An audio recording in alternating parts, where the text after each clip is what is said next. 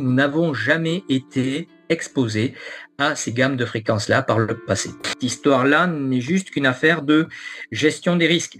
Et chacun gère son risque, hein, à condition qu'il soit dûment informé. Pourquoi on n'en entend jamais parler de ces problématiques dans les médias? Tout simplement parce que les lobbies de la radiotéléphonie possèdent la plupart des médias de grand public. Aujourd'hui, nous sommes plutôt dans une phase d'enfumage, une phase de fabrique du doute. Si nous avions un corps médical correctement formé, il s'agit de faire mieux que d'éviter la pollution électromagnétique. Il s'agirait davantage d'éviter de polluer, qui démontre que nous sommes tous bien électrosensibles. Parmi les risques, il y a l'électro-hypersensibilité qui est un syndrome d'intolérance marqué. Voilà, un système de protection qui tombe avec l'exposition aux ondes électromagnétiques, c'est la barrière hémato-encéphalique. Leurs mots ne sont pas psychiatriques, ils sont liés à un environnement empoisonné par les ondes. Avant de parler de transhumanisme et dogme augmenté, il faudrait peut-être déjà commencer par arrêter de le diminuer. Si vous voulez vous en convaincre, essayez de faire cuire un œuf avec un téléphone portable, vous allez avoir toutes les peines du monde. Conclusion de l'enquête, 75% des adolescents reconnaissent dormir avec le téléphone portable allumé. La pollution électromagnétique nous déprotège complètement vis-à-vis des pollutions chimiques et métalliques. Ceux qui fantasment autour de l'idée d'une adaptation possible en seront pour leurs frais. Il ne tient qu'à nous de réduire de manière assez drastique ces pollutions environnementales pour en réduire les effets sanitaires. Bonsoir à tous, c'est Papayal et on est ce soir avec Frédéric Furlano. Donc on va parler des ondes ce soir. Frédéric fait partie des Robins des Toits, moi aussi d'ailleurs. Et du coup on va discuter un petit peu de ces ondes électromagnétiques, ce danger qu'on ne voit pas et son rapport avec la santé. Donc accrochez vos ceintures. Frédéric, ce soir, est-ce que tu peux te présenter en quelques mots et surtout nous expliquer d'où est venu ce besoin de faire ce travail de recherche que tu as pu effectuer depuis, tu vas nous raconter depuis combien de temps? Oui, bonjour à tous. Donc, je suis Frédéric Furlano, je suis membre du conseil scientifique de l'association Robin des Toits. Robin des Toits est une association qui promeut des systèmes de communication sans effet sanitaire, sans effet environnemental et sans effet sociétal. Voilà. Donc, autant dire que aujourd'hui, nous sommes très loin du compte. Et c'est la raison pour laquelle j'ai rejoint l'association Robin des Toits. Voilà. Alors maintenant, quant à savoir pourquoi je me suis intéressé en particulier à la pollution électromagnétique, à l'origine, j'ai toujours été sensibilisé à la pollution environnementale. Donc, j'ai toujours fait des recherches bibliographiques personnelles en me documentant sur Internet, dans les bases de données d'articles scientifiques sur la pollution chimique, sur la pollution métallique, et un jour est venu le sujet de la pollution électromagnétique qui interagit avec les deux précédentes. Voilà. Donc ça a commencé comme ça, et puis par des découvertes, des articles scientifiques qui réussissaient à faire l'actualité et qui, par leurs résultats, finissaient par interpeller. Après, ce qui m'a réellement motivé, c'est que à force d'entendre des gens doctement diplômés avec des titres de professeur de ci, professeur de là, nous expliquer que circuler, il n'y a rien à voir, aucun danger démontré avec les ondes électromagnétiques. Là, on entrait en dissonance complète avec ce que j'avais pu lire par ailleurs, donc ce qui m'a doublement motivé pour investiguer davantage et faire la part des choses entre ce que nous disaient les gens qui avaient pignon sur rue et qui nous expliquaient que on n'avait aucune raison de s'inquiéter sur la pollution électromagnétique et ce qu'il en était en réalité. Voilà. Et comme on a la bibliographie scientifique est essentiellement en anglais, quand je comprends parfaitement l'anglais, je n'ai pas eu de difficulté à vite me rendre compte du niveau d'enfumage auquel nous étions soumis. Alors là où nous sommes, sans excuse par rapport à cette problématique, c'est qu'on nous resserre les mêmes techniques de fabrique du doute que dans le passé, avec les scandales précédents, comme le scandale du tabac, le scandale de l'amiante. On n'a même plus excuse de la nouveauté. On est face à une problématique qui est maintes fois répétée, pour masquer, gagner du temps en définitive, hein. L'objectif, c'est de gagner du temps parce que tôt ou tard, la réalité s'imposera, le danger et le problème sanitaire global s'imposeront. Mais si l'industriel pouvait gagner encore 10 ou 20 ans, c'est 10 ou 20 ans de gagner. Et quand bien même l'industriel serait poursuivi et ensuite éventuellement condamné, les pénalités qu'il prendrait, éventuellement, seront toujours inférieures au chiffre d'affaires qu'il aura fait entre-temps. Donc, c'est gagnant-gagnant. Aujourd'hui, c'est parce que les hommes et les femmes de bonne volonté ne s'occupent pas des communs que s'installe tranquillement la tyrannie. Ça fait des années et des années qu'il y a des gens qui expriment des problématiques dans ce domaine-là, mais c'est systématiquement étouffé parce qu'il y a des histoires de gros, gros, gros sous. On est d'accord là-dessus? Oui. Bon, après, on est sur une problématique aussi multiple, hein. Les ondes électromagnétiques, ça ne concerne pas que la santé publique, hein. Ça concerne aussi des principes technologiques qui, en fait, pour résumer, nous sommes face à une problématique qui est essentiellement politique. Je m'explique. Le déploiement de la 4G aujourd'hui tel qu'il est fait n'est toujours pas rentable pour les opérateurs. Et on parle déjà de la 5G en plein déploiement et on anticipe déjà sur le futur déploiement de la 6G. Je précise, 5G et 6G, on n'est pas prêt d'en voir le début d'une rentabilité économique. Donc on voit bien que ce qui motive ces déploiements frénétiques, tels des incontinents qui ne peuvent pas s'empêcher de surenchérir sur la technologie suivante, on voit bien que ce qui motive là n'est absolument pas des raisons économiques, financières, des gains particuliers. Non, on est sur des choix purement politiques. Voilà, ça il faut bien l'avoir en tête. Quand il a été question de vendre aux opérateurs français les gammes de fréquences 5G, souvenez-vous, vous trouvez dans la presse les articles où vous voyez Martin Bouygues qui était pas spécialement pressé d'engager le déploiement de la 5G parce qu'il savait, comme tout le monde, que là, on est sur une technologie dont le retour sur investissement se fera au mieux sur plusieurs décennies. Voilà. Je répète, pour ceux qui n'auraient pas bien compris, dans un monde purement capitaliste, avec des investisseurs qui veulent toujours des retours sur investissement quasi immédiats, comment expliquer de manière rationnelle que nous engagions un déploiement technologique qui n'offrira un retour sur investissement que dans à minima 10 ou 20 ans? Voilà. Donc ça démontre à soi seul que nous sommes face à une problématique purement politique. Voilà. Et derrière la politique, que se cache-t-il? Ben, notamment la monnaie. La monnaie. Je ne vais pas m'étendre sur les aspects sociétaux, sur la surveillance, etc. Ça, d'autres beaucoup plus doués que moi sauront en développer. Mais la monnaie numérique, hein, le fameux euro numérique, ne pourra fonctionner qu'avec la 5G puis la 6G. Voilà. Et c'est la raison pour laquelle tout le monde psychote tant pour déployer, quoi qu'il en coûte, malheureusement avec tous les effets sanitaires collatéraux. Voilà. Et c'est là aussi la raison pour laquelle, en plein début d'épidémie Covid, en mars 2020, on voit quelque chose de totalement atypique, surprenant, survenir. Il y a une ordonnance du gouvernement qui libéralise les déploiements de pylônes radiotéléphoniques et notamment ceux de la 5G, alors que à cette époque-là, c'était autour du 23 mars puis le 26 mars, puisqu'il y a eu en deux coups, il y a eu des corrections sur l'ordonnance. Voilà, à un moment où le gouvernement devait être pleinement focalisé sur un problème épidémique, ben, il trouve le temps de s'intéresser à des déploiements tels que la 5G. Voilà. Donc ceci démontre que on est sur un opportunisme d'État qui là fait le choix de tenir un calendrier. Et le calendrier, il est clair, c'est celui de la monnaie numérique dont la clé de voûte est la 5G.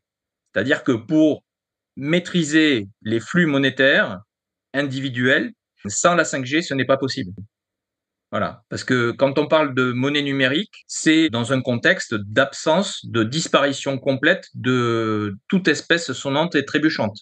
Et c'est la raison pour laquelle pour toutes les dépenses quotidiennes, hein, j'achète la baguette de pain, etc. Voilà, si vous voulez absolument maîtriser les flux monétaires, l'intégralité, en dehors de toute utilisation d'espèces sonnantes et trébuchantes, vous devez avoir une technologie qui supporte ces flux monétaires. Et cette technologie, il n'y en a pas 36, c'est la 5G, puis bientôt la 6G. Voilà. Oui, du coup, soit on est, contrôlé, de partout, soit on a des billets dans sa poche et on les utilise, au jour le jour pour, faire ses achats. C'est important d'être encore autonome, au maximum, tant qu'on le peut. Donc on va vous laisser présenter, votre, diaporama et on se retrouve juste après pour quelques questions. Alors, vous avez compris, il s'agit là d'une petite intervention assistance à personne en danger. Parce que, a priori, vu qu'il n'y a aucune communication officielle sur le risque électromagnétique, les personnes pensent que tous les petits joujoux à connexion sans fil sont sans risque sanitaire. Et en réalité, tout ceci est absolument faux. De la même façon, on parlera aujourd'hui non plus de téléphone portable, mais plutôt d'ordiphone, hein, ceux qu'on appelle avec l'anglicisme smartphone, que les gens passent leur temps à regarder à longueur de journée. Et donc là, on voit bien que depuis l'arrivée de ces petits joujoux électroniques, on a le monde entier qui a baissé la tête depuis, en gros, l'année 2008-2009. J'aimerais attirer votre attention sur le fait que cette petite vidéo n'a rien d'alarmiste. Elle ne fait que refléter la réalité d'une situation qui est particulièrement toxique pour la santé publique. Donc en fait, elle a uniquement pour vocation, à l'image des panneaux de sécurité routière sur le bord des routes, il s'agit simplement d'une alerte pour se ressaisir. Voilà. Et en aucun cas pour faire peur ou pour faire penser à un danger extravagant qui n'existerait pas. Avant d'introduire mon propos purement scientifique, j'aimerais aborder la question de progrès. Parce que précisément là, nous sommes aujourd'hui dans une situation d'illusion de progrès avec des nouveautés technologiques qui sont trop souvent présentées comme un progrès systématique sans le préalable de la vérification du progrès. Et en particulier, l'analyse du ratio bénéfice-risque, hein, qui devrait précéder le statut de progrès pour toute nouveauté technologique. De cette analyse bénéfice-risque, on devrait, par cette analyse et par ces bénéfices éventuellement très supérieurs au risque, alors arriver au statut de progrès, mais pas avant. Et en tout cas, faire une analyse complète des risques sans tabou.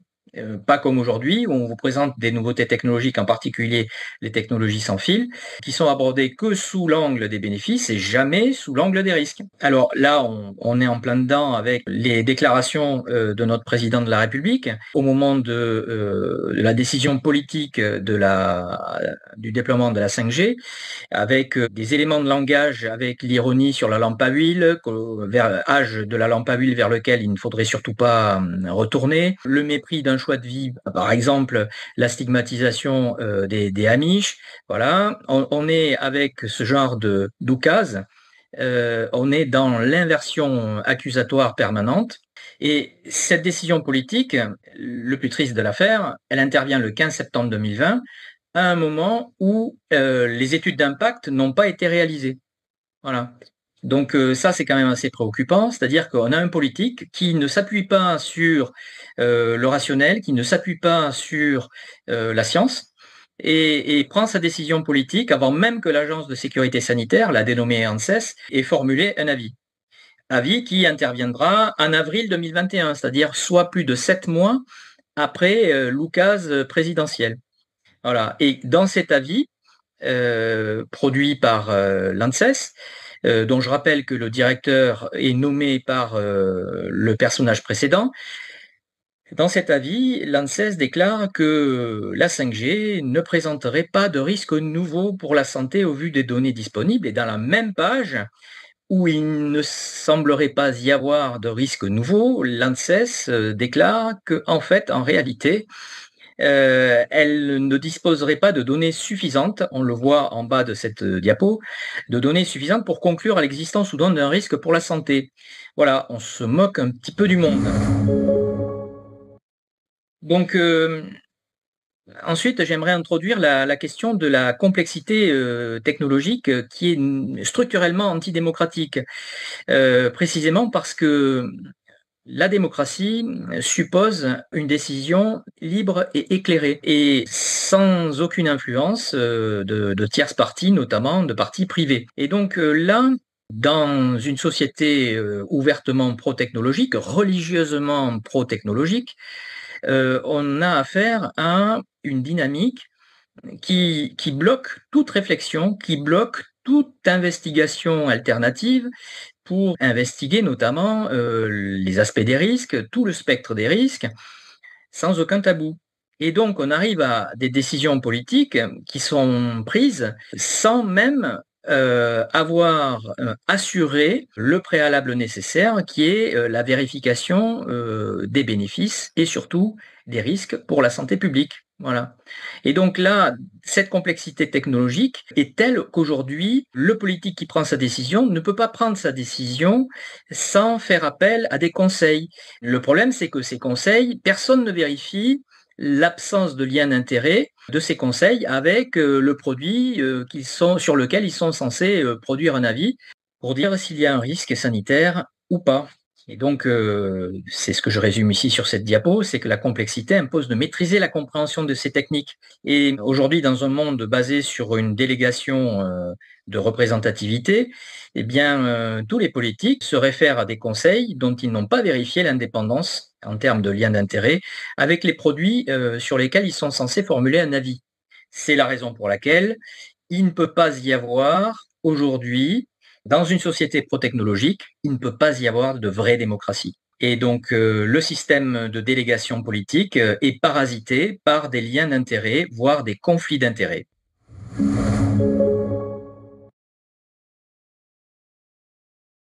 Alors ensuite, j'aimerais introduire un aspect qui est abondamment traité par une brillante conférencière qui s'appelle Aurore Stéphan, qui est géologue de formation. Vous trouverez ses conférences sur YouTube.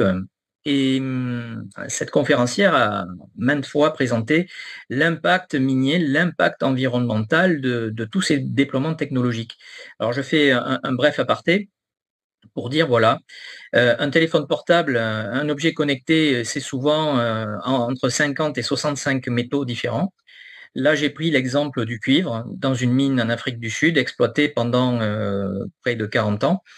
Et on voit l'excavation dans le territoire, le trou béant et la quantité représentée au centre, la quantité de cuivre extraite par cette bille fictive qui est placée au centre de la mine. Voilà. Et on voit sur l'image de droite, on voit la représentation dans la carte du site géographique. Au centre, le trou circulaire représenté par la mine elle-même. Et tout autour de ce trou circulaire, vous voyez apparaître les bassins de décantation parce que, en fait, quand on extrait un métal, il faut commencer par broyer la roche. Et ça nécessite beaucoup d'énergie fossile. C'est pas avec des éoliennes qu'on va broyer la roche. Donc, on a besoin d'énormément d'énergie fossile. Et ensuite, une fois qu'on a broyé la roche, il faut faire intervenir une soupe souvent acide avec beaucoup d'eau pour extraire le ou les métals que l'on peut extraire de cette mine. Voilà. Et une fois qu'on a extrait le cuivre et les autres métaux éventuels suite à la réaction chimique, la soupe résultante, eh bien, on est obligé de la laisser entreposer dans des grands bassins qu'on voit sur l'image de droite. Voilà. Donc l'emprise de la mine, c'est pas seulement le trou béant pour extraire la roche, c'est également tous les bassins de décantation avec des produits chimiques extrêmement toxiques. Voilà. Alors je vous laisse imaginer si dans le secteur vous avez des nappes phréatiques, l'état des nappes phréatiques suite à cette intervention. Voilà. Donc, et tout ça, ça découle de l'utilisation de nos merveilleux objets connectés. Bravo la dématérialisation. Ceux qui croient encore à la dématérialisation avec ce genre de technique, les gars, c'est pas parce qu'il n'y a pas de papier que c'est dématériel. Hein.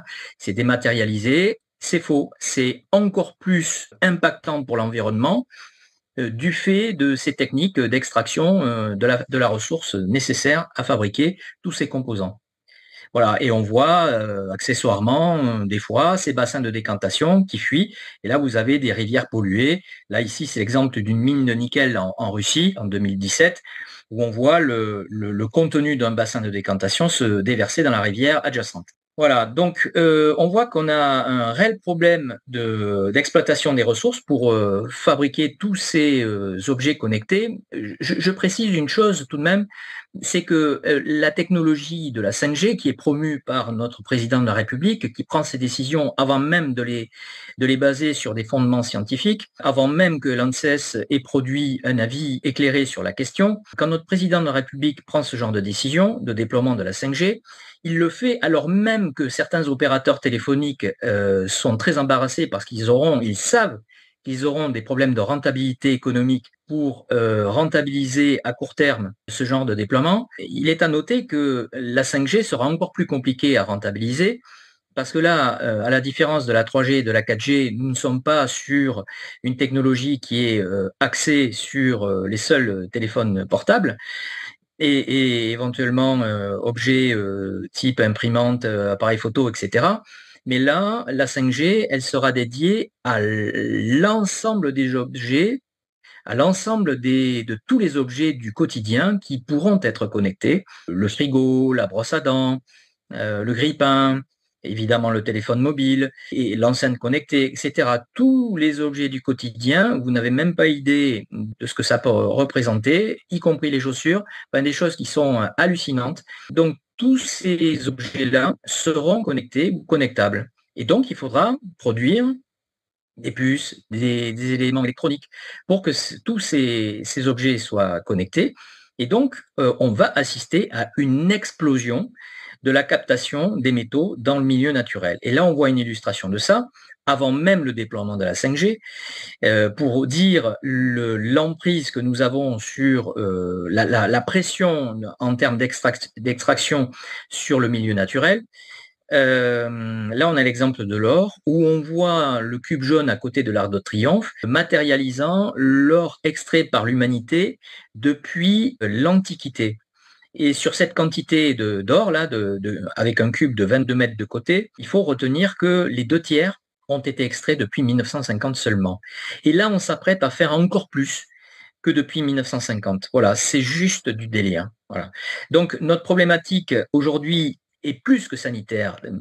Le caractère sanitaire des utilisateurs, évidemment, que je vais abondamment développer et rentrer dans le détail, mais il faut bien garder à l'esprit que nous avons là une problématique environnementale sur les zones d'extraction et une problématique sociétale parce que tous ces objets connectés sont fabriqués par une main-d'œuvre qui est surexploitée loin des yeux, loin du cœur, dans des pays où les conditions sociales sont manifestement pas les mêmes qu'en Occident et où il y aurait beaucoup de choses à redire en termes de droits de l'homme. Voilà.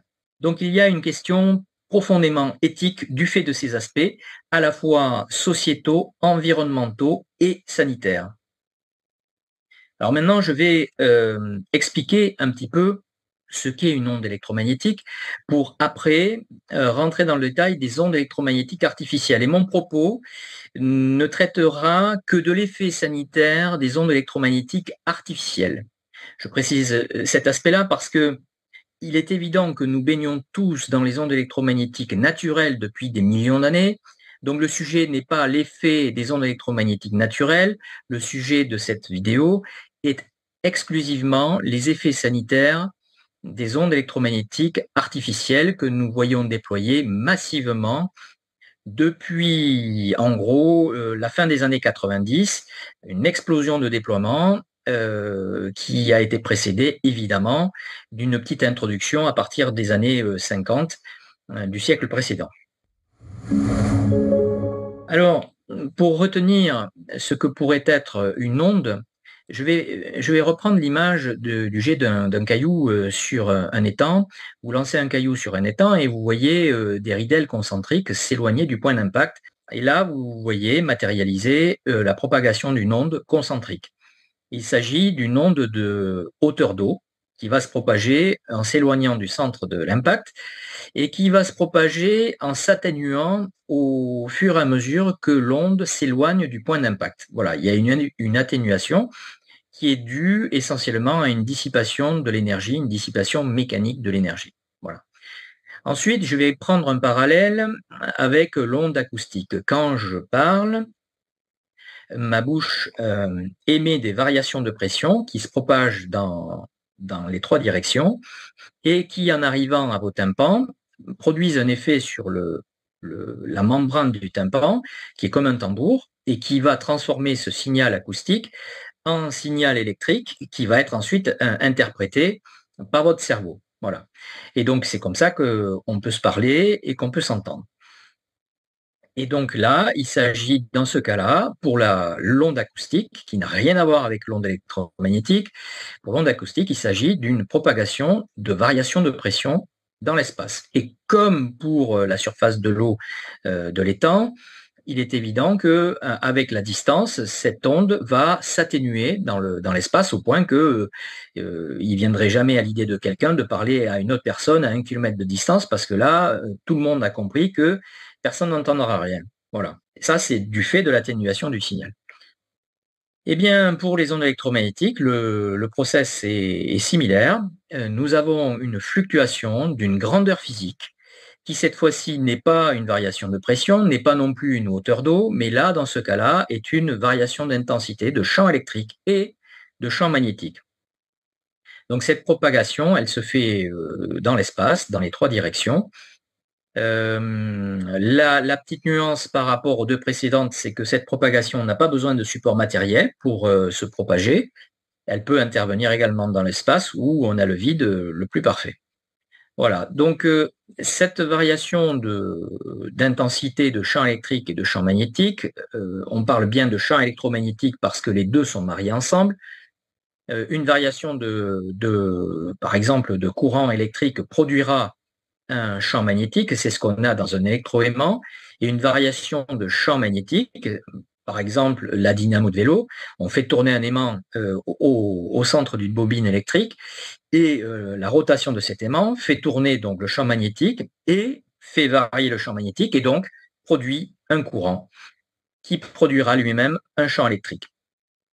Donc, dans ce cas-là, on voit bien que les deux vont bien ensemble, la variation de l'un entraîne la variation de l'autre. Et donc, dans ce cas-là, ce qui caractérise les ondes électromagnétiques, comme toutes les autres ondes, notamment, c'est la longueur d'onde, qu'on voit ici sur le schéma, représenté par le signe grec lambda, qui est la distance entre deux crêtes consécutives. Voilà. Et on s'intéressera beaucoup à cette longueur d'onde parce qu'elle permettra de caractériser, entre autres, un élément de protection contre la pollution électromagnétique. Alors, je résume la situation. Il n'y a pas 50 000 possibilités de se protéger. Contre une pollution électromagnétique, ça sera la cage de Faraday. Et la cage de Faraday consiste à produire, par exemple, un cube de tissu métallisé, c'est-à-dire conducteur d'électricité, dont la maille de resserrement là, des différents fils orthogonaux, la maille de resserrement devra avoir une taille à minima 100 fois inférieure à la longueur d'onde dont on souhaite se protéger.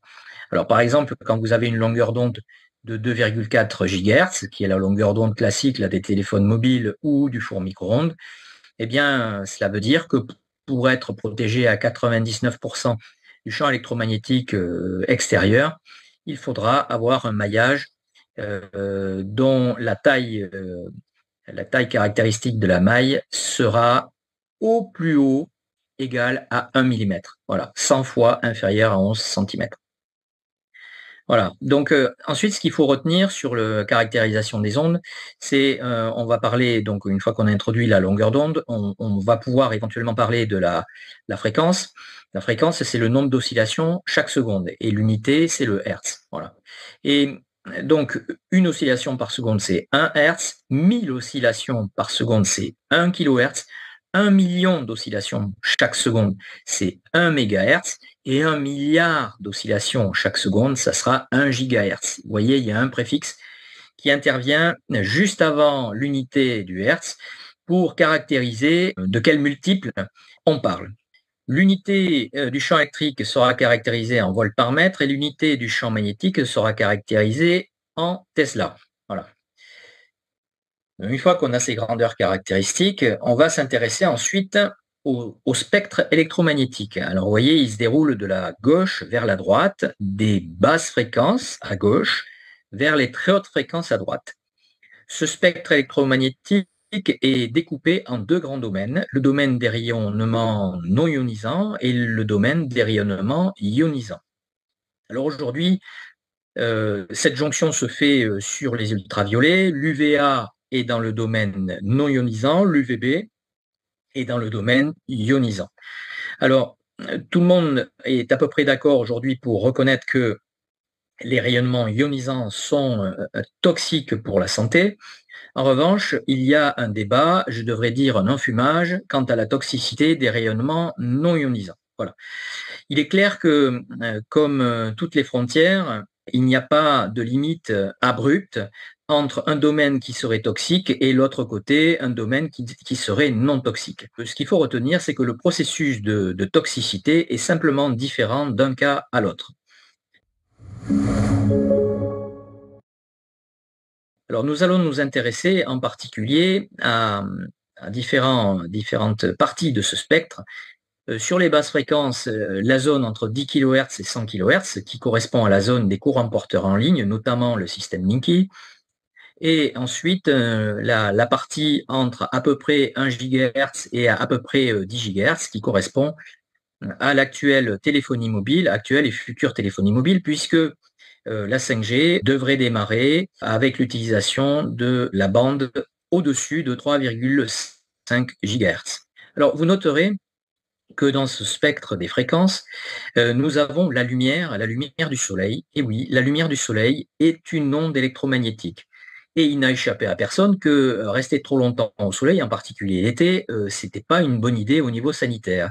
Eh bien, sur le même principe, rester exposé en permanence aux ondes électromagnétiques, même de plus basse fréquence que la fréquence de la lumière visible, centrée sur le jaune, c'est pas non plus une très très bonne idée. Voilà. Donc aujourd'hui, ce qu'il faut retenir, c'est que nous n'avons aucun capteur. Le vivant n'a aucun capteur sur les ondes électromagnétiques artificielles, et alors que nous avons à peu près tous un capteur, en tout cas les mammifères, un capteur sur une onde électromagnétique naturelle, qui est la lumière du soleil, pour la bonne et simple raison que dans le processus de sélection naturelle, le fait d'avoir la vue permettait de se protéger des prédateurs et donc permettait d'assurer la survie de l'espèce. Voilà.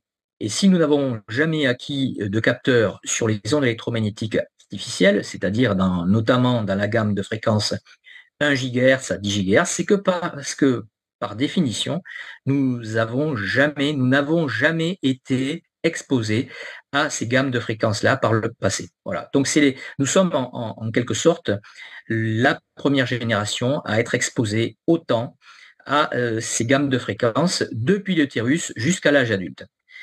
Autre information importante sur ce spectre de fréquences qui permettra de comprendre les enjeux industriels.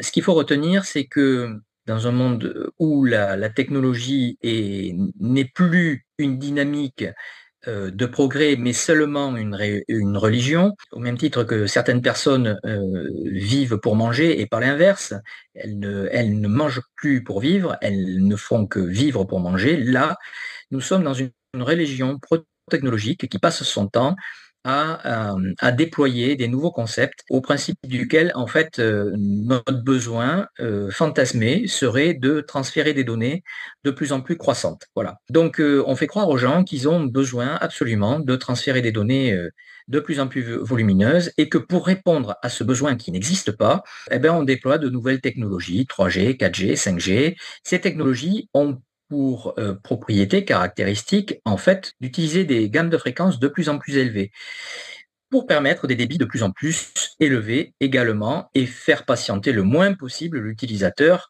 qui ne tolérerait pas des temps d'attente de téléchargement supérieurs à 30 secondes. Voilà. Donc retenez une chose, c'est que plus vous voulez des débits de données élevés, plus il vous faudra augmenter la fréquence d'utilisation. Voilà. Alors, je parle de délire parce que effectivement, aujourd'hui, on fait la promotion de la 5G pour faire croire à l'utilisateur peu exigeant qu'il bénéficiera d'un progrès sans récent pour télécharger un film ultra haute définition dont il pourra se régaler sur son écran de 12 centimètres de diagonale, sans même qu'il se soit posé la question au préalable. Quel pourrait être l'intérêt de télécharger un film ultra haute définition sur un écran qui fait 12 centimètres de diagonale? N'aurait-on pas pu se satisfaire d'une définition très largement inférieure et donc de débit de données très largement inférieur pour regarder un film en tout confort sur un écran de 12 centimètres de diagonale? Voilà. Donc la question est posée. Nous n'avons pas grand-chose contre les technologies mobiles. Nous avons en revanche beaucoup de choses à redire sur la manière dont elles sont utilisées. Et donc, il y a une espèce d'orgie à vouloir les utiliser plein pot, sans discernement, tout en polluant toujours plus. Alors, en polluant par la fabrication des objets et en polluant par leur usage. Quand on regarde le profil des utilisateurs dominants et qu'on se rend compte qu'en plus, ce sont davantage des enfants que des adultes qui utilisent ces technologies H24 et sans discernement et sans limite, il y a vraiment de vraies questions à se poser. Voilà. Donc, pour résumer sur cet aspect lien entre le spectre électromagnétique et la nécessité d'avoir des débits de données de plus en plus croissants pour télécharger des fichiers dont on a vu qu'il n'y avait pas nécessairement de pertinence à les télécharger, en tout cas en plein volume, j'attire votre attention sur le fait que pourquoi embêter la population avec des évolutions 2G, 3G, 4G, 5G, 6G, 26G, 52G, alors qu'en définitive, la lumière permettrait un débit optimal. Et quand je parle de lumière, il y a deux versions. La version canalisée qui s'appelle la fibre optique et la version non canalisée qui s'appelle le Wi-Fi. Voilà. Et dans les deux cas, vous avez un débit optimal qui est bien meilleur que les technologies 5G, 6G, 22G, 32G, et qui ne présente pas les inconvénients sanitaires de ces mêmes technologies. Alors ensuite, je vais introduire la notion de physique de base qui va vous expliquer un petit peu comment interagissent les champs électromagnétiques sur les particules chargées électriquement. Alors, je vais remonter au tube cathodique. Alors là, évidemment, les moins de 20 ans se référeront à leurs aînés et iront se documenter sur qu'est-ce qu'était un tube cathodique. Je rappelle que jusqu'à une période à peu près récente, hein, les années 2005 à peu près, les gens regardaient leur télévision avec des téléviseurs à tube cathodique. Et la formation de l'image sur le tube cathodique était produite par un canon à électrons que l'on voit sur la partie gauche de l'écran, un canon à électrons qui émet un faisceau d'électrons, lui-même dévié par des champs électriques produits par les petites plaques métalliques bleues, les plaques métalliques verticales et horizontales, qui sont soumises à des champs électriques. En fait, on produit un mouvement oscillant de la gauche vers la droite ou de la droite vers la gauche et de haut vers le bas ou inversement, et qui fait que, en fait, le faisceau d'électrons va produire l'image que l'on voyait à l'écran et la renouveler 50 fois chaque seconde. Voilà. Et on voit bien là qu'on a bien une déviation de particules chargées électriquement, en l'occurrence là les électrons, déviation permise par un champ électrique variable appliqué sur les plaques verticales et horizontales bleu ciel.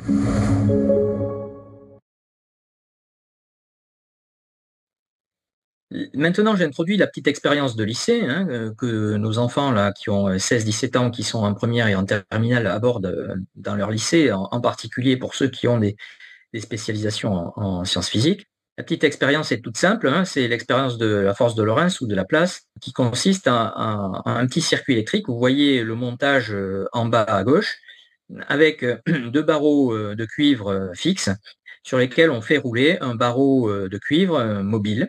Le tout au milieu d'un champ magnétique représenté ici par un aimant en forme de fer à cheval. Voilà. Et le fait de fermer le circuit avec une pile produit un courant, fait circuler donc des électrons, c'est la représentation que nous avons sur la gauche, et la circulation des électrons sur le barreau va, dans l'influence du champ magnétique, va produire une force qu'on appelle ici la force de Laplace, qui va entraîner le barreau soit vers la gauche, soit vers la droite, selon le sens du champ magnétique appliqué. Voilà. Comme les électrons ne peuvent pas sortir du barreau, en fait, les électrons sont déviés, mais emmènent le barreau métallique roulant avec eux. Eh bien, dans la biologie, c'est exactement ce qui va se passer, puisque dans la biologie, nous avons affaire à la fois à des électrons, ça c'est par exemple ce qui se déplace le long de notre chaîne ADN, puisque les électrons peuvent s'y déplacer à une vitesse de 3 mètres par seconde, et c'est ce que nous avons également dans notre métabolisme, puisque nous sommes constitués d'eau, mais pas de l'eau pure, nous avons une eau qui est constituée d'ions, d'ions calcium, d'ions magnésium, d'ions H+, et ainsi de suite. Voilà. Et donc tous ces ions, dans une ambiance électromagnétique plus ou moins oppressante, se trouveront déviés de leur trajectoire naturelle. Voilà, c'est le principe de base et c'est ça qui constitue la toxicité des ondes électromagnétiques non ionisantes, des rayonnements non ionisants. Même principe d'application avec le haut-parleur, je ne rentre pas dans les détails. La physiologie, des mammifères notamment, mais pas que, vous avez la même logique avec les plantes, est fondée sur des flux d'ions, potassium, sodium, chlorure, magnésium, calcium. Et c'est ça qui fait la toxicité des ondes électromagnétiques artificielles dès lors que le sujet est exposé à une émission d'ondes électromagnétiques, très souvent d'ailleurs multifréquence. C'est ça qui amplifie le niveau de toxicité. Alors, j'attire votre attention sur le fait que la toxicité pour les ondes électromagnétiques ne se résume pas à une notion d'intensité, ce que prétend la réglementation actuelle, mais évidemment l'intensité peut jouer, mais la nature de l'onde va également jouer, on verra ça un peu plus tard, et également la vulnérabilité du sujet exposé. Et là, je ne peux m'empêcher d'aborder la question de l'embryologie, du développement fœtal, où l'on voit que certains organes se forment à des périodes très limitées dans le temps, par exemple le cœur et les membres, le système auditif. Voilà. Et donc, si on a un fœtus ou un embryon exposé entre la troisième et cinquième semaine ou quatrième et huitième semaine, donc pour le cœur et les membres, de manière décisive à des polluants, ça peut être les ondes électromagnétiques, ça peut être des polluants chimiques ou une combinaison des deux, ben là, s'il y a des effets, ces effets seront irréversibles. Voilà, parce que le développement interviendra exclusivement dans ce créneau-là. Et le danger, c'est que précisément, on est dans une période tellement primitive que là, la maman, s'il faut, elle n'est même pas au courant qu'elle est enceinte elle-même. Donc, elle n'a même pas l'idée de se protéger des ondes électromagnétiques ou de la pollution chimique dans ces moments-là. Et c'est ce qui fait que on assiste à ponctuellement des occurrences de malformations, soit cardiaque, soit de membres, etc. J'attire votre attention également sur le fait que le système nerveux central, lui, à la différence du cœur et des membres, lui, il se développe jusqu'à l'âge de 20 ans. Donc, effectivement, il est particulièrement préoccupant d'exposer un embryon ou un fœtus à des ondes électromagnétiques durant le développement du système nerveux central, mais on voit bien que, y compris dans la phase petite enfance et dans la phase adolescence, c'est pas non plus une bonne idée de continuer à exposer le système nerveux central à des ondes électromagnétiques artificielles, parce que là, on a affaire à un système nerveux central qui est immature et qui est encore en pleine phase de développement. Et on verra dans les détails un peu plus tard ce que cela implique au niveau biologique. Donc, j'aimerais aborder avec vous la question de l'affaire de perception des risques. Parce qu'il y a une grosse hypocrisie avec les risques. Quand nous avons à faire un risque immédiat, tout le monde s'émeut. Exemple, des gens sont intoxiqués avec des pizzas, et là, tout d'un coup, il y a 2 intoxications, et là, on est même capable de fermer l'usine de production.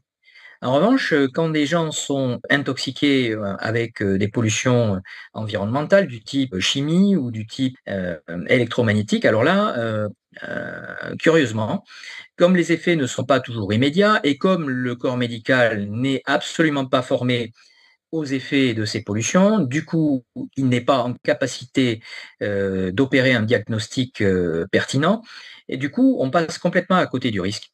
Voilà. Et donc, même s'il y a des effets sanitaires long terme, en gros, tout le monde s'en moque. Et là, c'est ce qu'on voit. Je vais faire le parallèle avec le scandale du tabac, parce qu'il y a beaucoup de liens entre la pollution électromagnétique, le scandale électromagnétique et le scandale du tabac. Alors, en effet, Nous sommes aujourd'hui comme en 1950 où même le corps médical se permettait de faire des publicités pour nous vanter les mérites, ici des camels, bref. Quand on voyait un docteur attablé nous annoncer que même les médecins fument des camels, du coup tout le monde était rassuré. Et il y a une petite hypocrisie pour faire croire aux gens qu'en 2017, là c'est la Ligue contre le cancer, qui nous dresse la liste de tous les toxiques contenus dans le tabac, et je passe sur ceux qui sont le produit de la combustion de la feuille de tabac, comme si en 1950, on n'était pas en mesure de déterminer et de définir le niveau de toxicité des naphthalènes, de la nicotine, du cadmium, de l'acrylinéine, de l'uréthane, du toluène, de l'arsenic, des phénols, du polonium 210, des styrènes, etc., du DDT. Bref, il est évident pour tout le monde qu'en 1950, la toxicité de tous ces constituants était parfaitement connue, mais il y avait une telle pression du lobby du tabac que ces informations étaient interdites à la population. Et aujourd'hui, on fait croire que le progrès scientifique nous a permis, entre-temps, d'établir cette toxicité, alors que pas du tout. Elle n'est le fruit que d'un révisionnisme scientifique qui passe son temps à enfumer la population avec des fausses informations, très souvent financées par le lobby industriel qui cherche à masquer par toute diversion possible et imaginable les effets délétères de ces produits.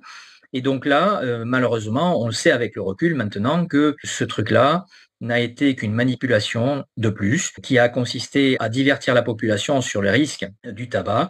Et nous assistons aujourd'hui au même processus d'enfumage, même processus de fabrique du doute concernant la toxicité des ondes électromagnétiques qui permettent le fonctionnement des objets connectés. Alors, ceci est tellement vrai qu'on en est tellement manipulé que aujourd'hui, quand vous voyez une maman allumer une cigarette avec le bébé sur les genoux, ça va choquer tout le monde, normalement. En revanche, quand vous voyez maman pianoter sur son smartphone avec le bébé sur les bras et le smartphone sur le ventre du bébé, là, aujourd'hui, en tout cas, ça choque personne. Dans 20 ans, comme la cigarette allumée, ça choquera tout le monde. Vous avez bien compris l'évolution des mentalités par rapport à cette notion de risque. Et pour autant, vous connaissez tous les logos imaginables concernant la femme enceinte, où il lui est interdit de consommer de l'alcool, des drogues, des médicaments, de la cigarette, etc. Sauf, il manque un logo, c'est celui du téléphone portable. Et oui, et dans 20 ans, à ces logos-là, nous aurons ajouté celui de la téléphonie mobile, parce qu'il est évident, je vais rentrer un peu plus tard dans les détails, il est évident que pour les mamans enceintes, utiliser un téléphone portable à proximité du ventre, à proximité du bébé, c'est pas du tout une bonne idée. En tout cas, c'est réserver un avenir de développement pour le bébé plutôt sombre. Et c'est pas un hasard si derrière, nous observons après, dans la petite enfance, une explosion de dyspraxie, dyslexie, retard d'apprentissage, retard de langage. Alors, tout ceci n'est évidemment pas dû qu'aux ondes électromagnétiques artificielles, mais très certainement à la pollution environnementale qui aujourd'hui représente 80% de la charge du système sanitaire en France. 80% de la charge du système sanitaire en France est due à des maladies, des affections longue durée. C'est pas moi qui le dis, c'est le professeur André Grimaldi qui a produit un livre en 2017 de mémoire qui rentre dans les détails de cette épidémie sanitaire issue de problématiques environnementales. Donc, en résumé, dans notre pays, nous n'avons absolument pas de problématique infectieuse. Ça représente quelque chose de très marginal. Notre vraie problématique, à 80% sur le système sanitaire, elle est liée à une problématique environnementale pollution environnementale, sur lesquelles nous avons justement ce qu'on pourrait dire les clés du camion. Il ne tient qu'à nous de réduire de manière assez drastique ces pollutions environnementales pour en réduire les effets sanitaires. Alors, il y a encore des politiques qui n'ont pas compris ces enjeux-là. Je prends l'exemple ici du blog d'un député de la France Insoumise, que tout le monde reconnaîtra, qui a dans son blog une petite rubrique intitulée « Les applis mobiles à télécharger pendant sa grossesse ». Donc, il se trouve que côté Robin des Toits, nous avons envoyé un courrier en septembre 2022 à ce député. Et manifestement, il ne nous a pas répondu, il n'a peut-être pas ouvert le courrier, bref, pourtant il a des assistants parlementaires, et donc voilà, c'est regrettable. Donc on a la promotion jusqu'au plus haut niveau de l'État de gens qui véhiculent des idées, toujours dans la religion pro-technologique, sans se préoccuper de la pertinence de l'utilisation pendant sa grossesse d'appli mobile, donc de téléphonie mobile, donc d'ondes électromagnétiques artificielles. C'est pas une très très bonne idée. Pareil, je fais ici référence à une table ronde sur les compteurs communicants qui est remontée à mai 2016, table ronde lors de laquelle donc les compteurs communicants qui, eux, polluent le réseau électrique avec des impulsions électriques qui produisent des champs électromagnétiques basse fréquence. Et donc, nous avions là une intervention, une saillie de l'ancien président de l'Assemblée nationale, facteur aggravant médecin de formation, qui se permettait de remettre en question les effets sanitaires de ces courants porteurs en ligne sur la population qui vit dans les bâtiments ainsi pollués. Et il parle donc de maladies qu'aucune académie au monde n'a identifiées comme telles. Juste en 2016, je rappelle à ce personnage que l'OMS avait produit un avis alertant sur la cancérogénicité possible des radiofréquences en mai 2011, en catégorisant 2B les radiofréquences. Donc, désolé de le contrarier, mais à minima, l'OMS et le Cirque de Lyon, le Centre international de recherche contre le cancer à Lyon, avaient produit un mémorandum de plusieurs centaines de pages, justement démontrant le risque sanitaire autour de l'exposition aux radiofréquences. Et quand de plus, on a la confirmation avec ce médecin de formation que l'électro-hypersensibilité dont il parle dans cet enregistrement à l'Assemblée nationale ne serait qu'une phobie. On a la confirmation que, en plus, le corps médical est désinformé, totalement désinformé, par rapport à ce qui se passe en termes d'intolérance aux champs électromagnétiques artificiels. Ce ne sont pas des phobies, contrairement à ce que prétend Bernard Accoyer. C'est une réalité de plus en plus importante en France. Il serait temps d'en prendre la dimension. Alors aujourd'hui, nous assistons à une minimisation de l'ampleur du phénomène, minimisation qui est claire et nette parce que même l'ANSES, l'Agence de sécurité sanitaire, reconnaît à minima que l'incidence de cette intolérance aux champs électromagnétiques artificiels serait à peu près de 5% de la population, soit à peu près 3 millions de sujets. Sauf que le problème de fond est que comme le corps médical est à minima désinformé, voire même totalement ignorant par rapport aux risques sanitaires et aux tableaux cliniques révélant ce syndrome d'intolérance aux champs électromagnétiques artificiels, du coup, il paraît assez cavalier de prétendre d'avoir une bonne estimation de l'incidence de ce phénomène sanitaire quand le thermomètre est à minima en état de dysfonctionner, voire même de ne pas opérer la mesure.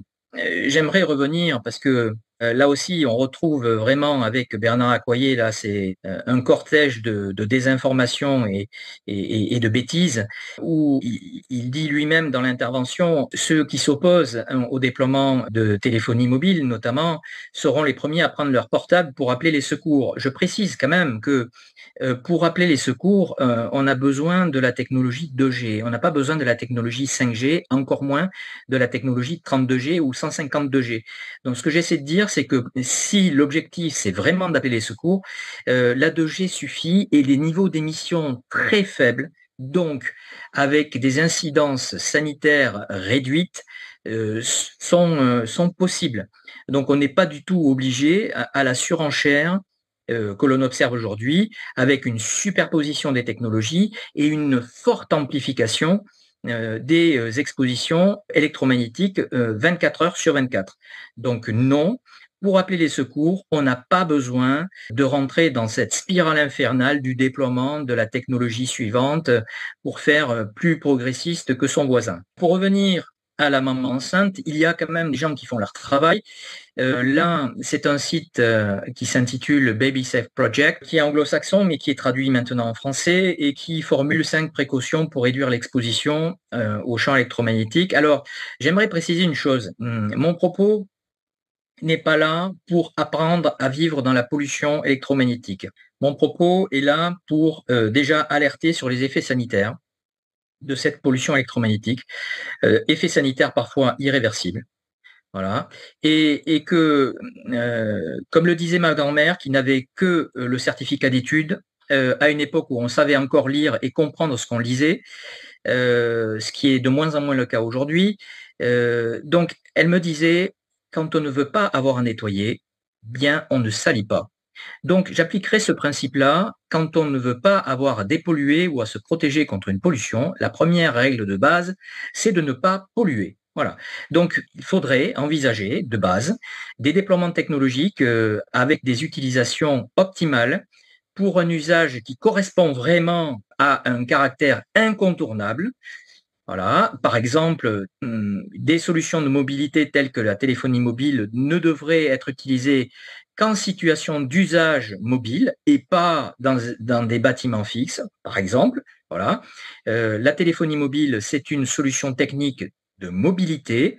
La connexion à Internet ou au réseau téléphonique, c'est autre chose. Ne confondons pas ici donc le besoin de connexion à un réseau et la solution technologique qui va satisfaire ce besoin. Quand on est dans un bâtiment, a priori les bâtiments ne bougent pas, donc on devrait pouvoir se satisfaire de solutions sédentaires, du câblage. Et en revanche, quand on est en situation de mobilité, là, on peut utiliser des solutions techniques de mobilité, mais avec les précautions d'usage, c'est-à-dire en évitant d'exposer les corps. Voilà, parce qu'au niveau sanitaire, la règle de base, c'est le minimum d'exposition. Et quand on est exposé, d'être le plus souvent, le plus éloigné possible de la source émettrice. Voilà. Et enfin, d'éviter l'usage d'ondes électromagnétiques artificielles qui sont pulsées, c'est-à-dire hachées, en format marteau-piqueur.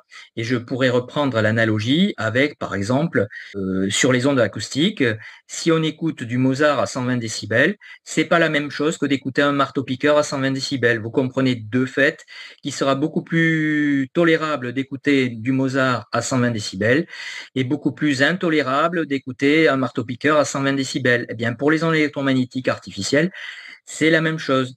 Le problème, c'est que des technologies type Wi-Fi, WiMAX, etc., sont essentiellement des technologies d'ondes pulsées, d'ondes artificielles pulsées, qui ont un effet bioréactif beaucoup plus puissant que les ondes continues que l'on peut observer dans les ondes électromagnétiques naturelles. Voilà. Donc vous avez compris, pour la femme enceinte, le minimum d'exposition, voire pas du tout. Quand il y a exposition, le plus éloigné possible. Et quand il y a exposition, veillez à utiliser des sources non pulsées pour éviter le caractère bioréactif. Et en particulier la nuit, parce qu'a priori, la nuit, nous sommes tous censés dormir. Donc là, il est fortement conseillé d'éteindre toutes les sources électromagnétiques de l'habitation. La Wi-Fi qui ne sert à rien la nuit, etc. Évidemment, il est bien clair également que dans la tête de la plupart des gens, se connecter à Internet est synonyme de Wi-Fi, alors que je vais vous annoncer une nouvelle révolutionnaire. Pour vous connecter à Internet, vous pouvez aussi bien le faire avec un câblage RJ45, ce qui est également possible avec une tablette, puisque les tablettes sont, on peut se doter pour les tablettes d'adaptateurs qui permettent de connecter la prise USB classique de la tablette à une prise RJ45 moyennant quelques euros pour l'adaptateur et une petite configuration de la tablette pour éviter les émissions électromagnétiques de l'objet connecté. Alors revenons à notre parallèle scandale du tabac, scandale électromagnétique. S'il me venait à l'idée d'offrir une cartouche de cigarette à votre enfant ou à votre petit-fils, normalement, je me fais clouer au mur à juste titre parce que ces matières-là sont notoirement toxiques pour sa santé.